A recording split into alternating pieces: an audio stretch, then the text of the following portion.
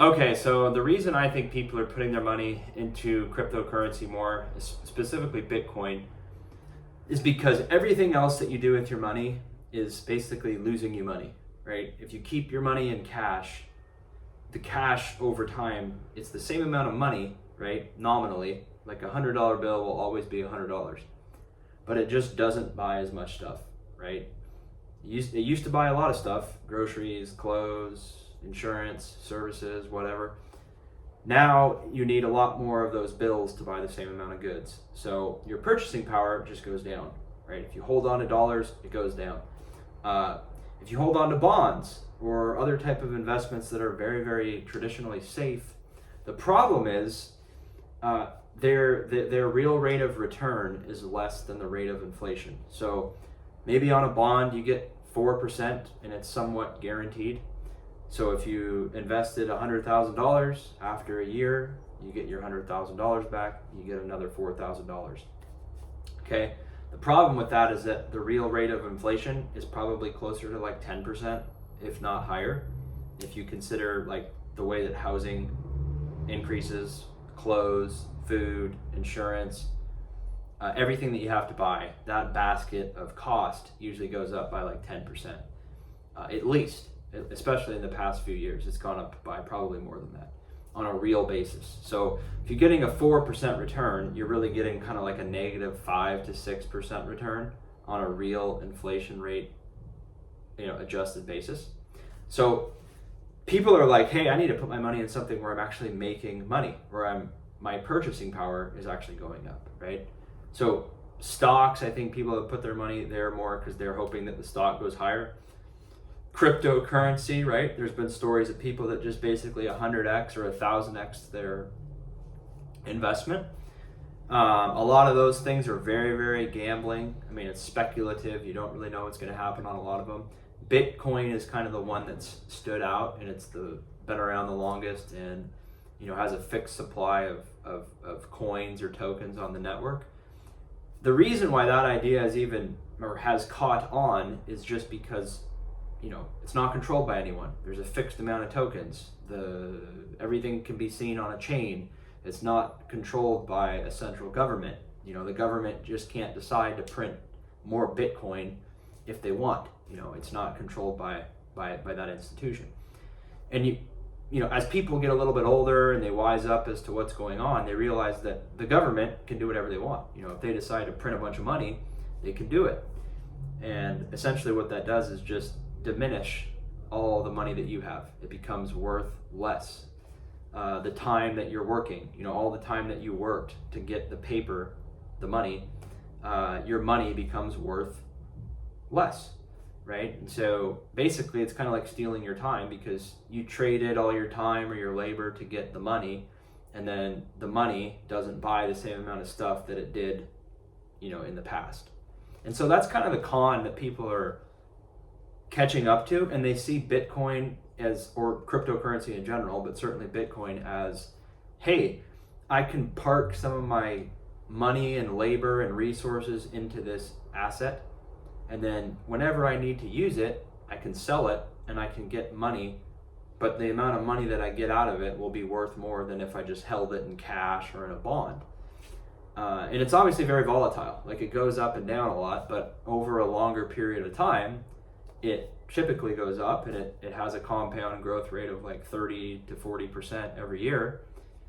So if you want to park your money there, you can have some amount of confidence, at least in the past 15 years, that if you park your money there, if you come back in a few years, you're going to have more purchasing power than if you just held cash, or if you held bonds, or if you held basically any other stock in the stock market. So that to me is kind of the story behind it. And now it's more transparent in terms of what the governments are doing. We all know inflation's very high. COVID happened and everything shot up. The car market's crazy. Car prices are way up. The real estate market's crazy. Younger people are having a harder time affording things that previous generations did, and they're having to delay the milestones of their life, like getting married or having kids or buying a house or getting a new car. So they're looking at it and saying, well, if this isn't working for me, like going to school and doing what my parents told me to do, then why am I doing it, right? If I do all these things and I still can't buy a house and have a family and have some money, why am I doing it? So Bitcoin's kind of caught on. Stock market has caught on, I think, more to younger people. Even just like gambling has caught on more because of all the commercials and the casinos and sports gambling, as it's being sold as kind of a quick way to make money, right? And most of cryptocurrency is a total scam. They're just rug pulls, right? They shoot the price up. The original people will shoot the price up and then sell it all, and you'll kind of lose your money that way. But Bitcoin's kind of remained because it's the first one, and it has a real network around it, and a lot of people believe in it because of the story of, hey, I can park my money here and have confidence that no one's going to print more tokens. The government can't come in and do all these things that they could do with traditional currency, traditional fiat currency. So to me, I think that's why it's catching on. I think it'll only get bigger as time goes on. I think you can probably just predict that it will continue to grow, only because you can predict what governments are going to do. Like, you look at the US, we're so much in debt, they're probably going to have to print a bunch more money. They have entitlements that they have to pay people. And so how are they going to pay all these things? They're going to just print money. So it's not the dollar and the currency is not going to become more valuable. It's going to become less valuable, because they can print as much of it as they want. But something like Bitcoin, you can't print it. So no matter how much money gets pumped into the system, by money I mean fiat currency, the amount of Bitcoin is going to remain the same.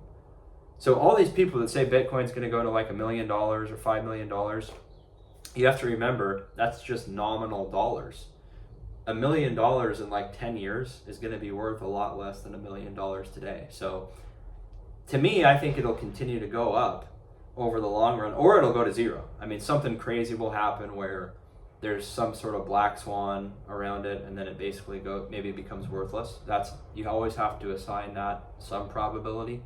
But if that doesn't happen, it'll probably continue to go up, partially just because the dollar and currency always goes down. The government is going to continue to devalue the currency, and all real assets, gold, silver, real estate, most stocks that are in the S&P 500 over a long period of time will continue to go up. I think Bitcoin probably will too. Just because, the currency becomes less valuable over time, right? And the only way really that the US is going to get out of all their debt, I mean, it's like $40 trillion at this point, is by devaluing their currency, right? They have to make the money worth less in order to pay it back because they've dug themselves in too deep of a hole.